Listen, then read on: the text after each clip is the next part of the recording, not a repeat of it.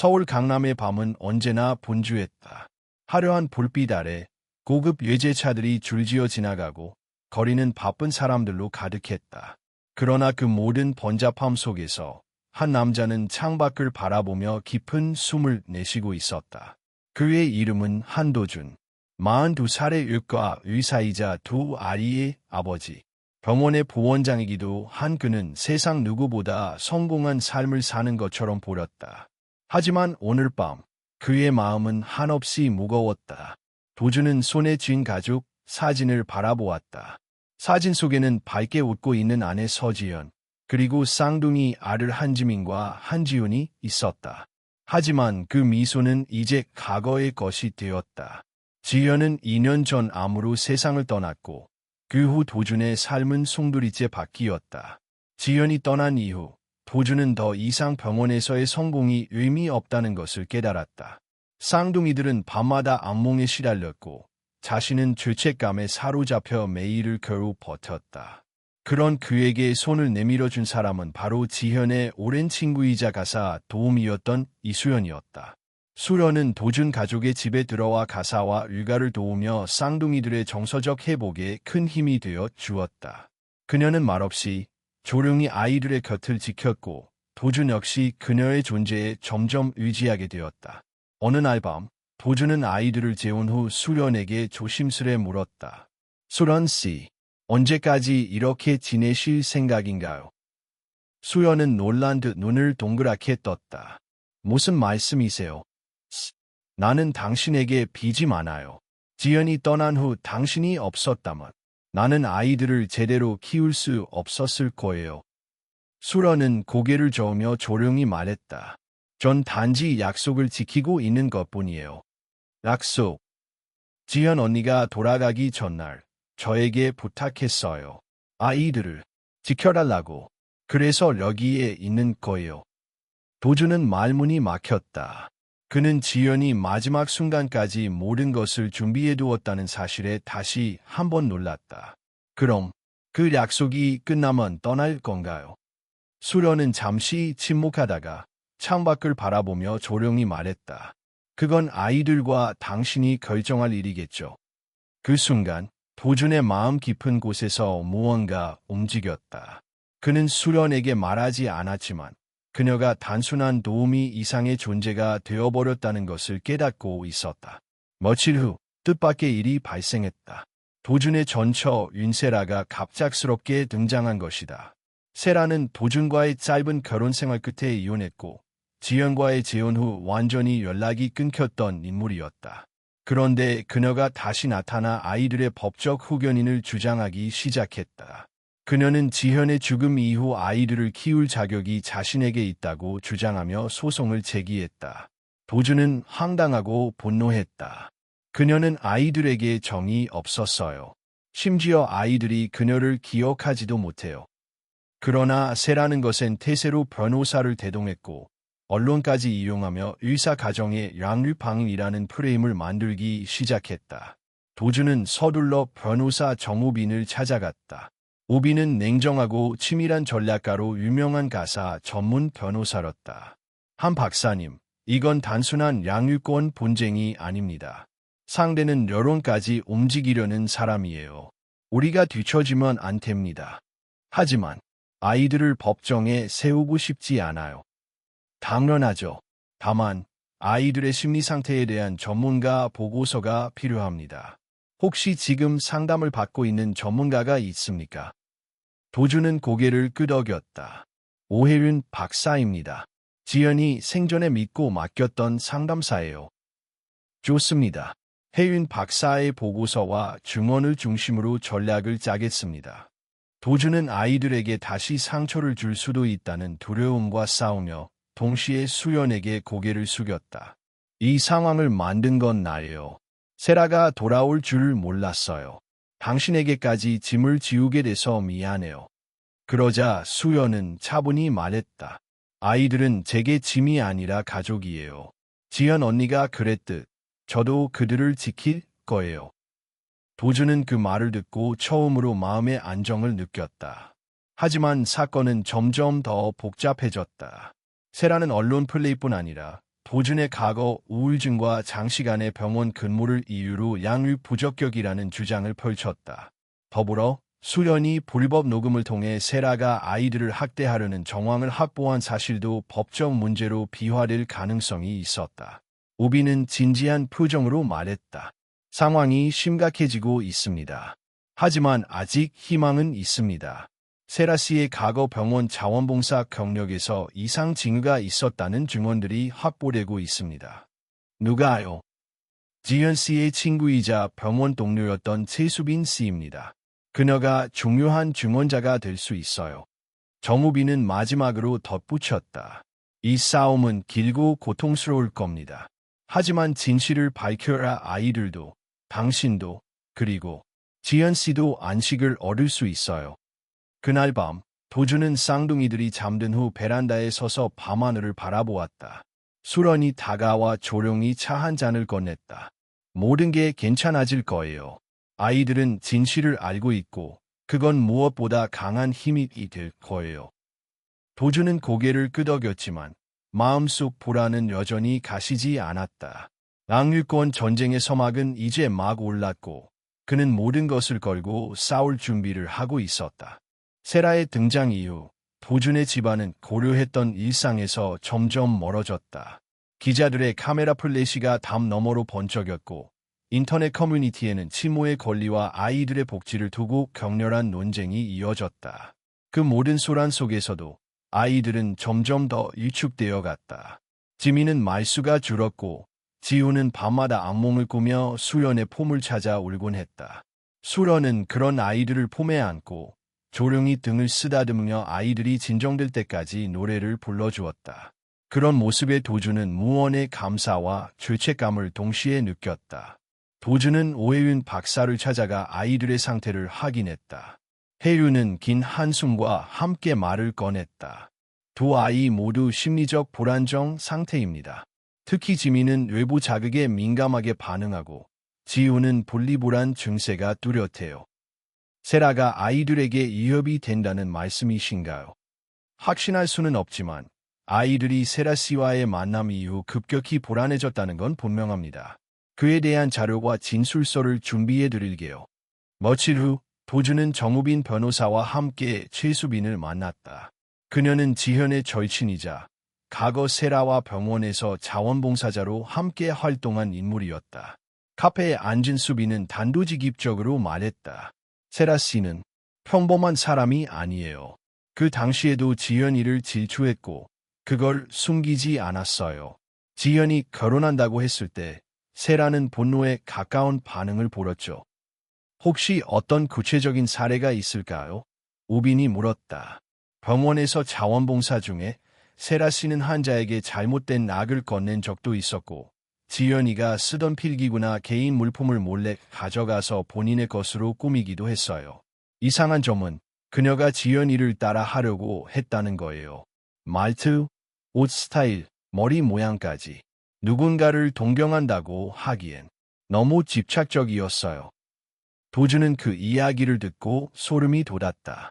세라의 이중적인 모습이 머릿속에 명확하게 그려졌다. 겉으로는 차분하고 유능한 여성인 척하지만 내면은 질투와 결핍으로 뒤엉켜 있는 인물. 우비는 신중하게 물었다. 이런 내용을 법정에서 증언해 주실 수 있겠습니까? 수비는 잠시 침묵하다가 고개를 끄덕였다. 지연이를 위해서라면, 그리고 아이들을 위해서라면 해야죠. 한편 세라 측은 도준의 과거 정신과 치료 이력을 확보해 언론에 유출했다. 명망 높은 의사, 사실은 정신과 치료 경력자라는 자극적인 제목이 뉴스 헤드라인을 장식했다. 사실 도준은 지현의 죽음 이후 한동안 우울증 치료를 받은 적이 있었다. 그러나 치료는 이미 종결되었고 현재는 건강한 상태였다. 그 기사를 본 도준은 한참을 말없이 앉아 있었다. 수련이 다가와 조심스럽게 물었다. 괜찮으세요? 이건 나만의 문제가 아니에요. 아이들에게까지 상처가 갈까 봐 두려워. 사람들은 진실보다 자극적인 이야기에 반응하니까요. 하지만 아이들은 진짜를 봅니다. 누구에게 사랑받았는지, 누가 진심이었는지. 아이들은 알고 있어요. 그날 저녁, 지민이 조용히 수련에게 다가와 물었다. 이모, 그 여자, 우리 진짜 엄마요.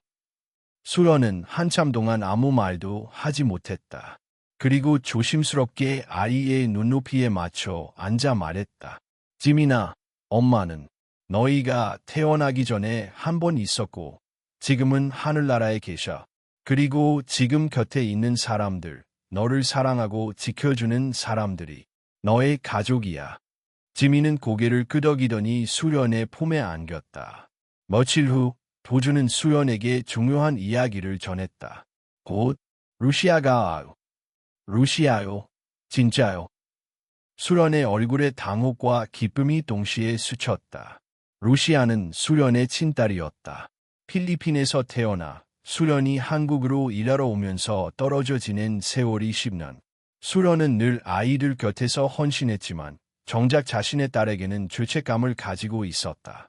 그녀는 매일 루시아에게 편지를 썼고 영상통화를 하며 조금만 기다려줘라고 말했지만 언제나 그 조금은 끝나지 않았다. 그리고 이제 그 기다림이 끝나려 하고 있었다. 공항에 함께 갈까요? 도준이 물었다. 아니요. 혼자 가고 싶어요. 마지막으로 루시아와 둘이서만의 시간이 필요할 것 같아요. 그날 밤 수연은 오랜만에 화장을 했다. 거울 앞에서 어색하게 립스틱을 바르며 중얼거렸다. 루시아, 엄마가 늦어서 미안해. 그리고 그녀는 처음으로 가슴속 깊이 있던 죄책감을 꺼내어 놓았다. 인천공항 국제선 도착 게이트 앞 사람들의 환호와 재해의 눈물, 여행객들의 피곤한 표정 등 복잡한 감정이 뒤섞여 있었다. 그 한가운데서 이수연은 숨을 깊게 들이마시며 작은 종이봉투를 꼭 쥐고 있었다. 안에는 루시아가 유치원 때 그려준 그림과 그녀가 필리핀으로 떠나던 날 아침에 적어놓은 짧은 메모가 담겨 있었다. 루시아의 비행기가 착륙하고 승객들이 하나둘 문을 나서기 시작했다. 수련은 긴장한 채 두 눈을 크게 뜨고 사람들을 바라보았다. 그리고 어느 순간 긴 생머리에 검은 마스크를 쓴 소녀가 천천히 걸어 나왔다. 그녀였다. 루시아. 루시아는 사람들 틈에서 수련을 발견하자 걸음을 멈추었다. 수련도 움직이지 못한 채 딸을 바라보았다. 시간이 멈춘 것 같았다. 10년의 공백이 단 몇 초 안에 몰아치는 순간이었다. 수련이 조심스럽게 다가갔다. 루시아. 루시아는 마스크를 벗었다. 그녀의 얼굴에는 성장한 소녀 특유의 강단과 어딘가 쓸쓸함이 동시에 담겨 있었다. 엄마. 그 한마디에 수연은 눈물이 터졌다. 하지만 루시아는 미소를 짓지 않았다. 그저 담담하게 어깨를 들썩였다. 둘은 어색한 포옹을 나눴고 수연은 딸의 채취를 느끼며 가슴이 먹먹해졌다. 그러나 루시아의 몸은 긴장되어 있었고 수연이 등을 감싸자 살짝 몸을 빼는 게 느껴졌다. 공항 밖으로 나와 차에 탔을 때 짧은 침묵 끝에 루시아가 말했다. 여기서 사는 거예요. 그분이랑. 수연은 순간 당황했다. 도준 씨는 그냥 도와주는 분이야. 내가 편히 지낼 수 있도록. 루시아는 창밖을 보며 중얼거렸다. 엄마는 항상 누군가한테 비치는 사람처럼 살아. 최소한 나한테는. 그러지 않았으면 좋겠어. 그 말은 칼처럼 날카롭게 가슴을 파고들었다. 부산의 집에 도착하자 쌍둥이 형제 지민과 지훈이 현관으로 달려 나왔다. 아이들은 호기심 가득한 얼굴로 루시아를 바라보았다. 지훈이 먼저 인사했다. 누나야. 루시아는 잠시 놀란 듯했지만 금세 표정을 다잡았다. 응, 아마도. 지민은 조심스럽게 손을 내밀었다. 나는 지민이야. 반가워. 루시아는 어색하게 그의 손을 잡았다. 나도 반가워. 그 순간 수연은 안도의 숨을 내쉬었다. 그러나 도준이 모습을 드러내는 순간 루시아의 눈빛이 다시 차가워졌다. 안녕하세요, 루시아. 나는 한도준이라고 해. 내 엄마와는 오래된 인연이 있어. 루시아는 고개를 숙이며 짧게 대답했다. 알아요. 엄마가 말했어요. 그녀의 대답에는 감사도 호의도 없었다. 그저 계산된 예의였다. 첫날 밤 루시아는 방에 틀어박혀 나오지 않았다. 수련이 문을 두드렸다. 루시아, 괜찮니? 식사라도 조금. 안 먹을래요? 배고플 텐데. 엄마는 내가 어떤 상황인지 진짜 몰라요. 이제 와서 엄마 역할을 하고 싶어. 그 말에 수연은 문 앞에서 털썩 주저앉았다. 숨이 막힐 만큼 가슴이 아렸다. 10년 동안 품어온 죄책감이 한꺼번에 터져나오는 순간이었다. 다음 날 아침, 식탁에 앉은 가족 사이에는 묘한 긴장감이 흘렀다. 루시아는 식사 대신 시리얼만 대충 먹으며 핸드폰을 바라보았다. 도준이 조심스럽게 물었다. 한국 생활은 어때? 적응할 수 있겠니? 글쎄요. 해봐야죠. 지민이 갑자기 말했다. 누나, 우리랑 같이 놀래. 루시아는 대답하지 않았다. 그러나 지훈이 옆에서 조용히 말했다. 지민아, 누나 피곤해. 그 말을 들은 루시아의 눈빛이 흔들렸다. 자신을 이해해 준다는 느낌 때문일까? 혹은 어린아이가 자신을 배려하는 것에 대한 낯선 감정 때문일까? 그녀는 처음으로 아주 희미한 미소를 지어 보였다. 그날 오후, 루시아는 혼자 베란다에 서서 부산 바다를 바라보고 있었다. 첨벙이는 파도 소리와 멀리서 들려오는 갈매기 울음소리는 필리핀의 해변을 떠오르게 했다. 여긴 조용하네.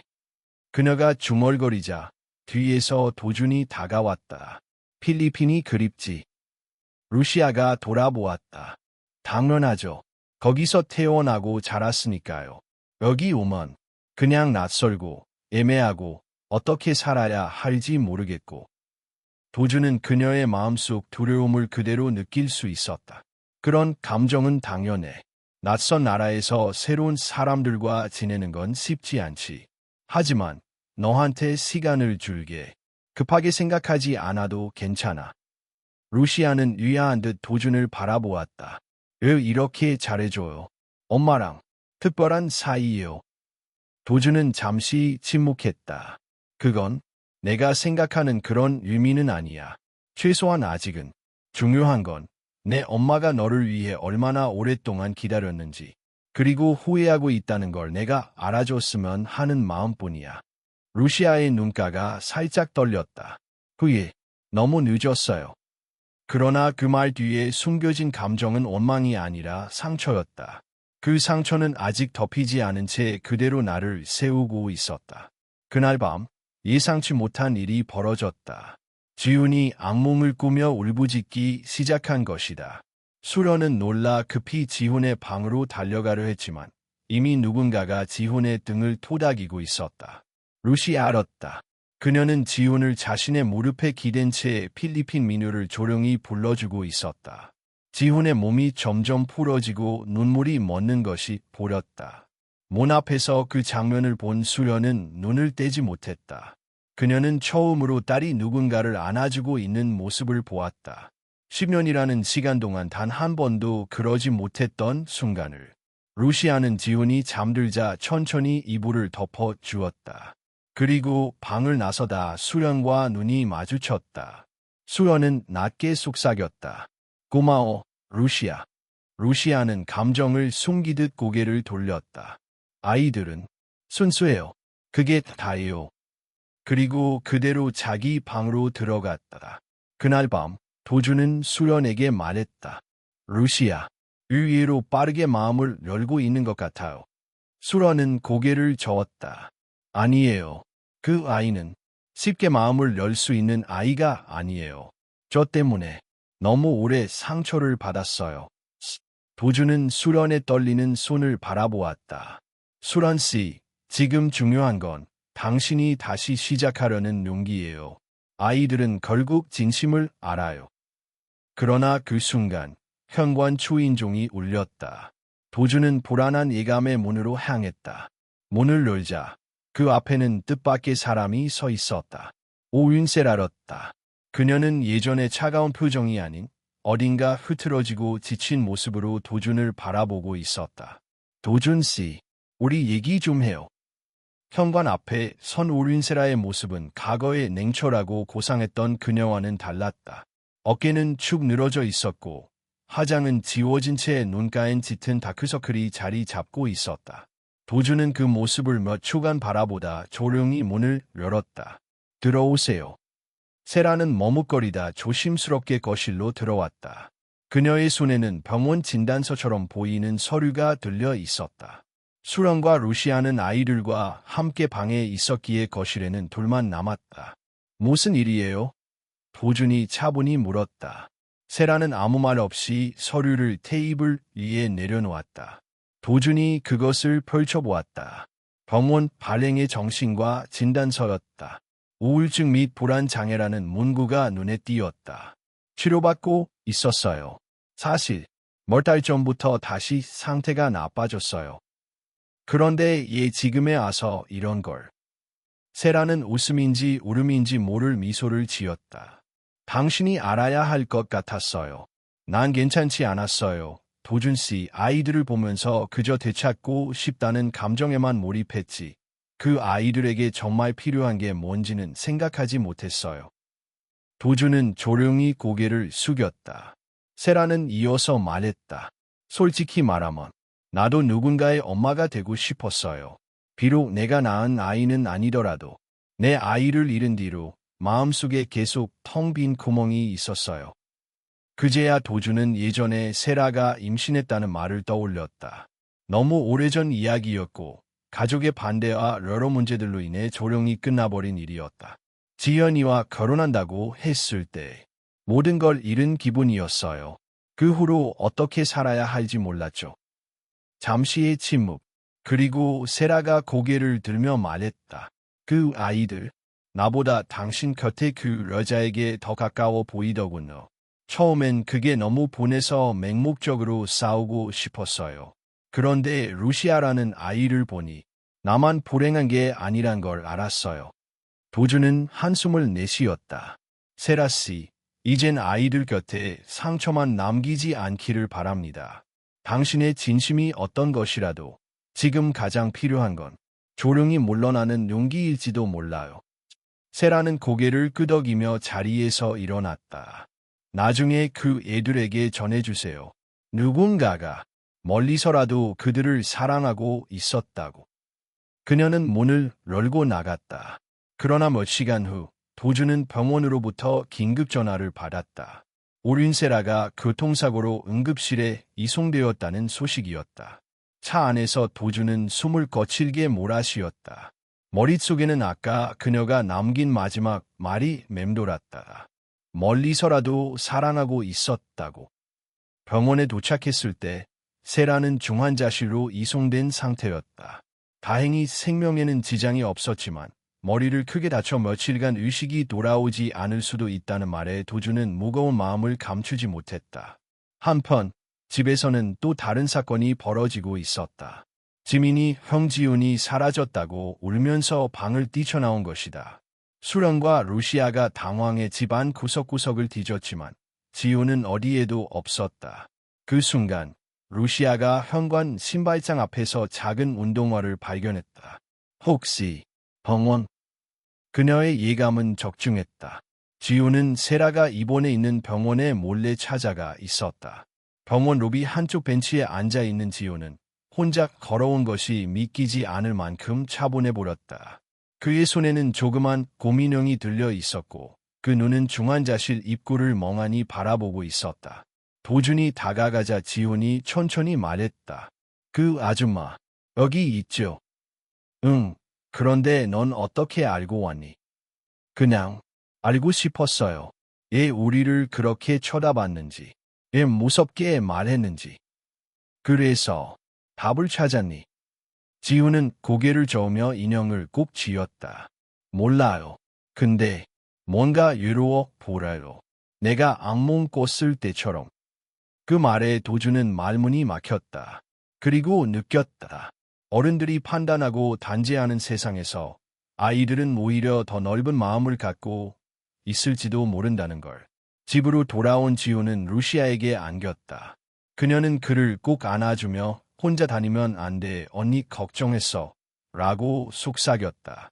도준은 수련과 단둘이 남은 거실에서 깊은 생각에 잠겼다. 지훈이가 세라에게서 예로움을 느꼈대요. 자기도 모르게 공감했던 거죠. 수런은 조용히 고개를 끄덕였다. 아이들은 사랑에 반응해요. 그게 진짜든 아니든. 그래서 더 조심해야 해요. 도주는 한참을 침묵하다 조심스럽게 물었다. 수런 씨, 지금까지는 항상 지현의 부탁이라며 아이들 곁에 있어줬죠. 하지만 지금은요, 당신은 우리 곁에 있나요? 그 질문에 수연은 시선을 피했다. 처음엔 약속이었어요. 하지만 지금은 나 자신을 위해서예요. 죄책감, 후회, 그리고 사랑 때문이에요. 그럼 우린 가족이 될 수 있을까요? 그 말에 수연은 한참을 바라보다 대답했다. 글쎄요. 가족이라는 건 함께 있는 시간보다 상처를 감싸주는 용기가 필요하다고 생각해요. 그 용기를 우리가 낼 수 있다면 가능하겠죠. 그러나 두 사람의 눈빛이 마주친 순간 그 대화는 더 깊어질 수 없었다. 아직 많은 것들이 정리되지 않았고 무엇보다 모두가 아직 치유받지 못했기 때문이다. 그날 밤 루시아는 자신의 방에서 오래된 사진첩을 꺼냈다.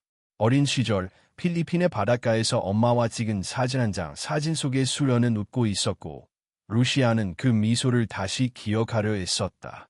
그리고 그녀는 처음으로 일기를 쓰기 시작했다. 오늘 지훈이가 병원에 혼자 다녀왔다. 무섭다고 하지 않았다. 그 아이는 나보다 용감하다. 나는 아직도 엄마를 완전히 믿지 못하지만 그래도 오늘은 조금 덜 미워졌다. 봄이 왔다. 부산의 바다는 겨울에 움츠렸던 몸을 풀듯 잔잔했고 따스한 햇살은 사람들의 옷차림을 앓게 만들었다. 한도준의 집 앞 정원에는 아이들이 직접 심은 튤립이 봉우리를 터뜨리고 있었다. 그리고 그날 도준은 가족 모두를 데리고 작은 피크닉을 준비했다. 멀리 가지 않았다. 집 근처의 바닷가 잔디밭에 돗자리를 펴고 도시락을 나누며 음악을 틀어두었다. 특별할 것 없는 평범한 하루. 하지만 모두에게는 오랜만에 찾아온 평온이었다. 지민과 지우는 미리 준비한 종이연을 날리고 있었다. 웃음소리가 바닷바람을 타고 퍼졌다. 루시아는 조용히 기타를 꺼내들고 필리핀 민요를 기타로 튕기기 시작했다.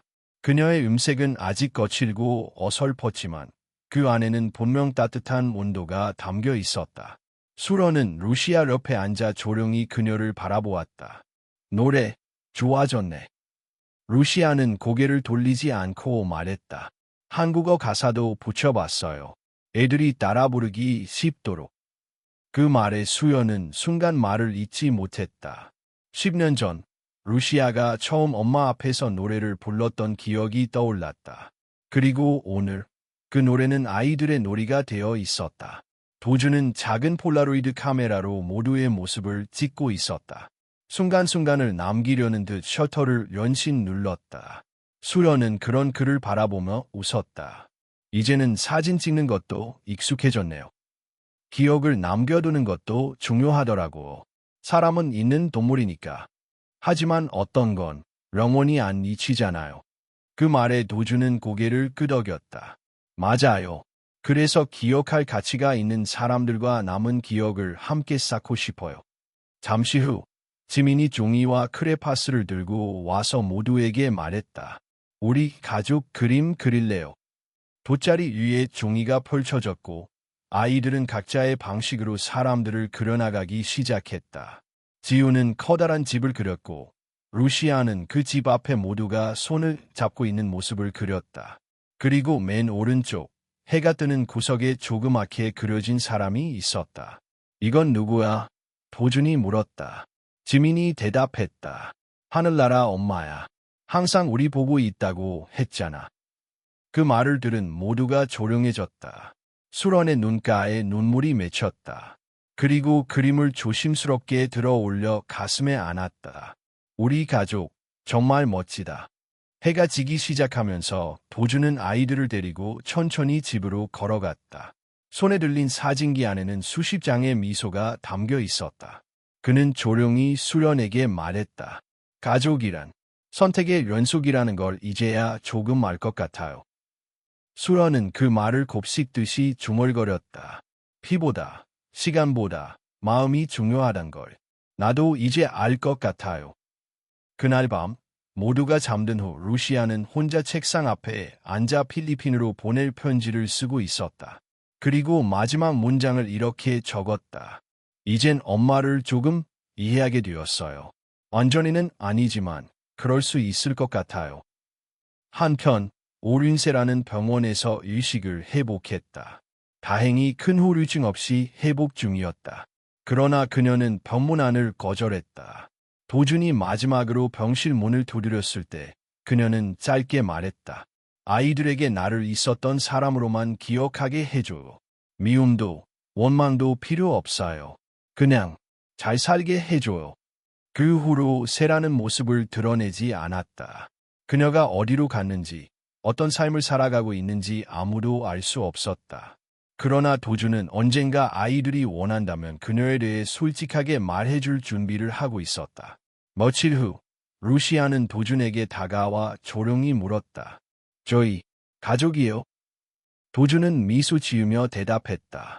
너는 어떻게 생각해? 루시아는 잠시 망설이다가 말했다. 예전엔 가족이라는 말이 무거웠어요. 책임이나 피 같은 단어가 떠올랐거든요. 그런데 지금은 그냥 보고 싶고 같이 있고 싶은 사람들이라는 느낌이요. 그게 가족이지. 그날 밤 지훈이 수련에게 말했다. 엄마, 나한테 엄마가 돌이면 안 돼. 수련은 순간 놀랐다. 예, 그런 생각을 했어. 그냥 하늘나라 엄마도 보고 싶고 지금 엄마도 좋으니까 둘 다 좋아하면 안 돼. 수련은 그 말을 듣고 아이를 꼭 안았다. 그럼 당연히 둘 다 좋아해도 돼. 마음은 나눠져도 작아지지 않아.